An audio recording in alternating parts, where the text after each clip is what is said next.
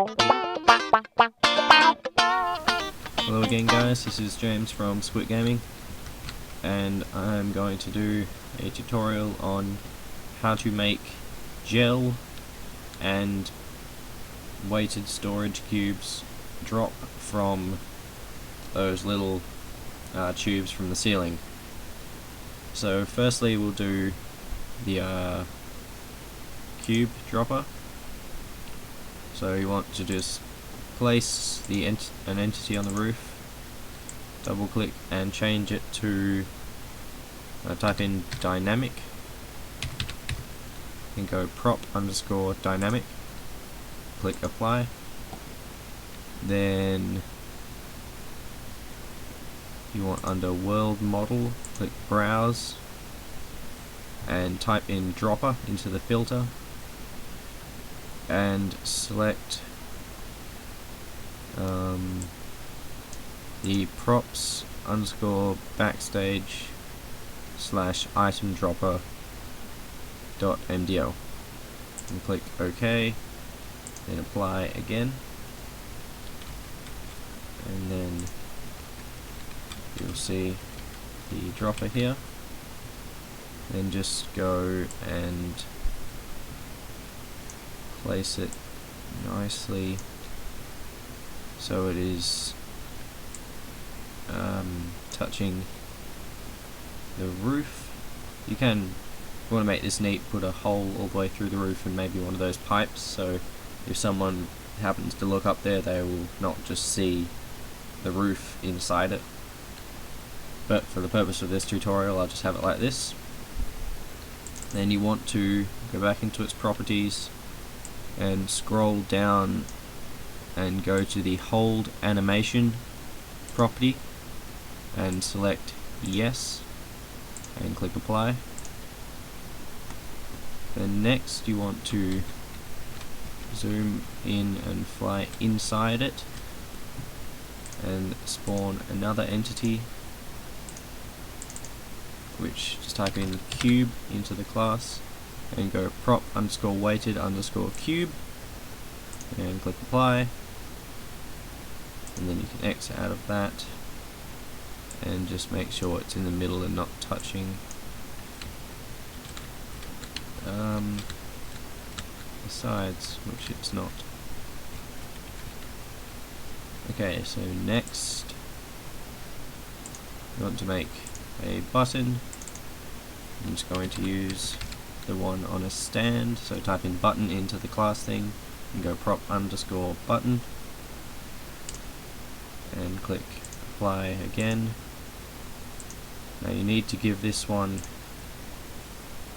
the name, just a name. I'm going to go button_cube, and for now I'll just get out of that and name this under its name cube_dropper and click apply.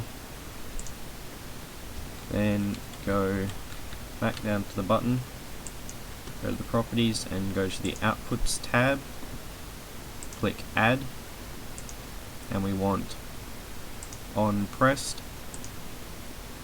the cube dropper to scroll down to set animation, and then the parameter override, you'll need to type this in. We need to type in item_dropper_open. That's the name for the animation. You can do that for any object that has an animation, and then that will play the animation once and click apply. No, it will not play the animation once. It will play the open animation once. Yep. Then click add again. Go on button reset. Once again the cube dropper. Set animation. And exactly the same except close on the end instead of open. So item underscore dropper underscore close. And go back to the class info,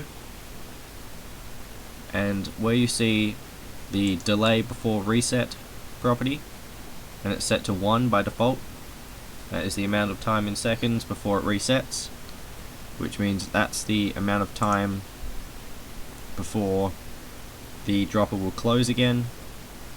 For dropping the cube, 1 second is good, but now we will move on to the gel, where 1 second, or when some of the settings will have to be a little bit different. So if you were to run this now, when you press that button, it would open, the cube would fall through, and it would close again.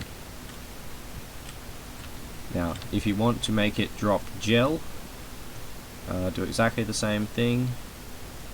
A quick tip: if you're duplicating something, click on it, hold down Shift and drag, and it will copy it exactly with all its settings as well, which means that its name is currently cube dropper, so we want to change this to gel dropper, and it still has its hold animation set to yes, which is what we want. Then we want to make another button,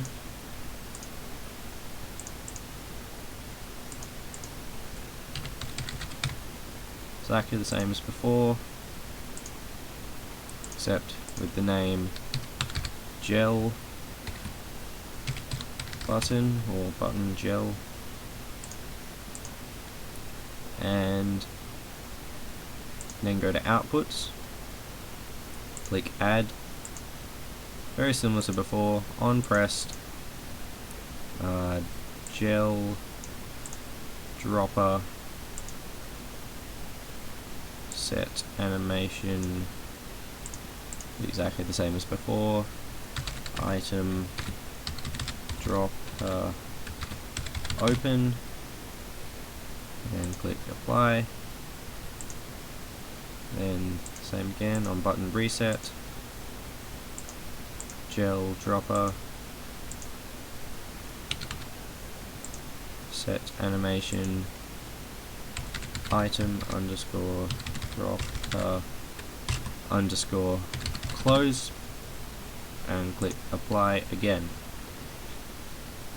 Now when we go back to the class info, change the delay before reset for how long you want gel to come out, and if you want it to come out indefinitely, just set that to an insanely high number, and I'm going to make it 10, so gel will come out for 10 seconds. But of course, what we've done so far, all that will happen is this will open. Like this one, exactly the same thing, but there was a cube in there. So for this one, we need to put gel in there. So zoom right into it, go to the entity tool, place an entity, and type in paint, and you want the info underscore paint underscore sprayer, and click apply. Then give the name gel spray, or whatever you want to call it. And then there's lots of settings here. You have the paint type, which is bounce, speed, and portal, and erase, which is just repulsion, propulsion, conversion, and just the water which washes it off. This I'll just go with the bounce, which is the repulsion gel, the blue one. You can go ambient sound and change it from a drip to a medium flow to a heavy flow. So I'll just make a drip. I'll have 1 blob per second, and for 10 seconds, so I'll have 10 drops come out.